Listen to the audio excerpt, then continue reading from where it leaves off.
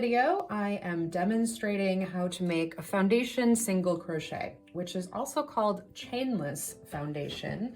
But in my opinion, that's a bit of a misnomer because when you make a foundation single crochet, you're essentially making your first row of single crochet and your chain at the same time. They're kind of both there all together in one stitch, and it creates a really nice stretchy edge. It's a little more flexible than when you work your first row of single crochet into the chain. So to start off, I'm just going to make a slip knot, put that on my hook, and we're going to start by chain 2.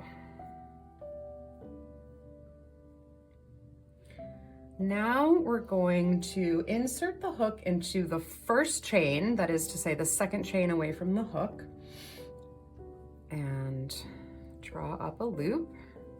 So now we have 2 loops on our hook.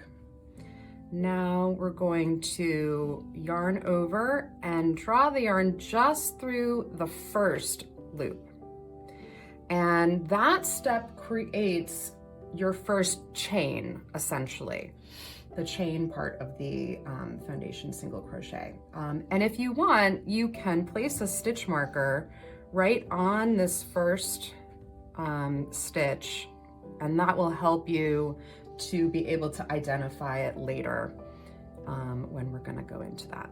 So now we're going to yarn over and go through both loops, and that is your first complete foundation single crochet. So our stitch really has like a chain part here and a single crochet at the top over it.